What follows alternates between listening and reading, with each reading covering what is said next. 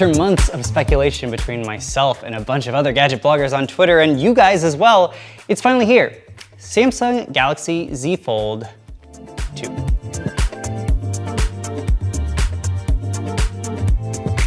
Now, if you've been following the Samsung foldable saga, you probably know that the first Galaxy Fold had a lot of hiccups. The samples that they sent out to reviewers were breaking left and right. There were rocks getting under the screen. It was just not a good situation. But they ended up recalling that device and then re-releasing it later down the line. And that usually happens with first generation products. Usually there's the beta testers who are willing to have things that don't work very well, and then it's the second generation, like the Galaxy Z Fold 2, that really hit the mark. And honestly, right away, I can tell you that the build quality on the Samsung Galaxy Z Fold 2 is awesome. It's really similar to the Galaxy Note 10 Ultra if you've tried that before, but it's definitely a little bit thicker. The Note 10 Ultra has this curved glass display that makes it feel very beautiful and kind of like this premium device, whereas the Galaxy Z Fold 2 is a tank. It's definitely more squared off, but it's using a very similar material to the Note 20 Ultra, so it feels very thick and super premium.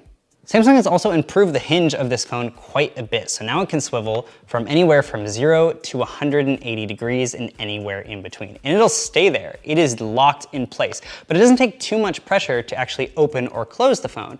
Honestly, it feels like a very, very nice hinge, and it makes this really nice when you close it. I also think that a big reason that the Z Fold 2 feels a lot nicer than the original Fold is that there's a lot more metal and glass on this phone and less plastic bezel. On the original Fold, you had this thick plastic bezel that pretty much went around the entire interior of the device. And that was for protection. It was to make sure that you didn't puncture the plastic OLED display that Samsung was using on that phone. But now, Samsung has switched to a material called ultra-thin glass, which is a composite material made of glass and plastic that really feels like a regular smartphone display. They first used that material in the Samsung Galaxy Z Flip, and now they finally brought it to the Galaxy Z Fold 2. Now, they still have a few of the other protections that they didn't have in the original Fold before they re-released it, like these little notches in the center, and there's still definitely a little bit of a plastic bezel around the ring, but honestly, most of the phone is metal and glass. It feels very substantial. All right, so just like the original Samsung Galaxy Fold, Samsung kind of wants you to use the Fold 2 as like an all-in-one total multimedia device. So that means that it has to have the specs to carry that out. And it does, just like last year. This year it's running the Qualcomm Snapdragon 865 Plus, that's their latest flagship processor, 12 gigabytes of RAM, and 256 gigabytes of storage. And it is a little questionable why they didn't give you 512 gigabytes of storage when that was an option last year. And they said that not everybody used the 512 gigabytes, but I feel like people would have used that down the line, so that's a little strange. And it's also a little disappointing that it's not expandable.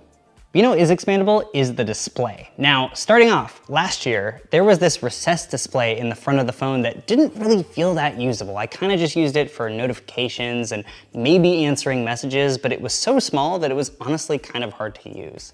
This year, Samsung has increased the size of that display by a lot.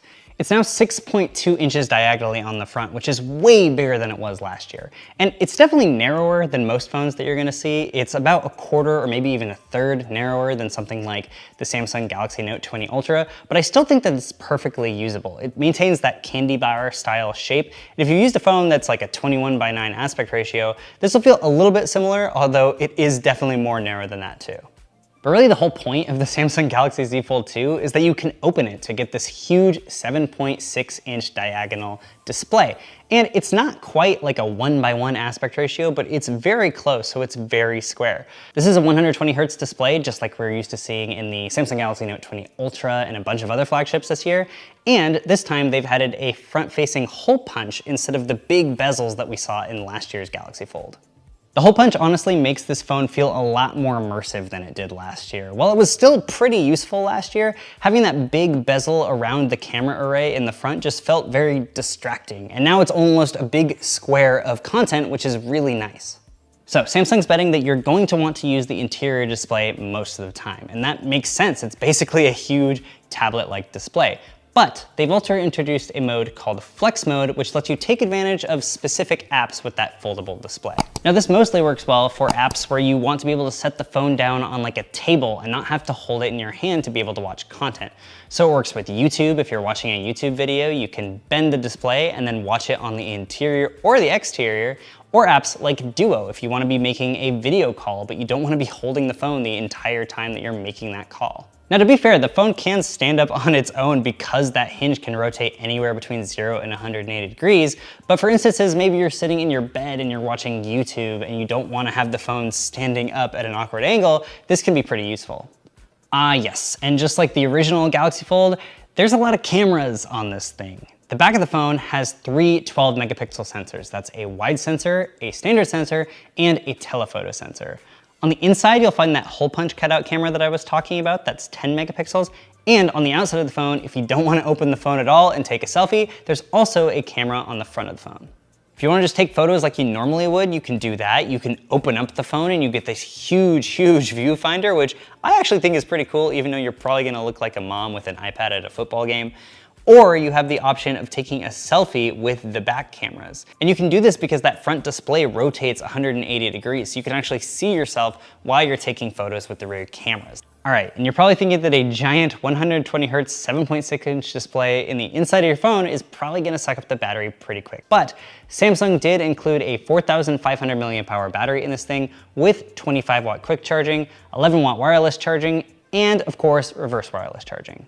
So that's gonna be about it for our hands-on of the Samsung Galaxy Z Fold 2. Probably one of the most expensive phones that we've ever reviewed, but it is a new, innovative product, and if you're someone that wants to get your hands on one, then go for it.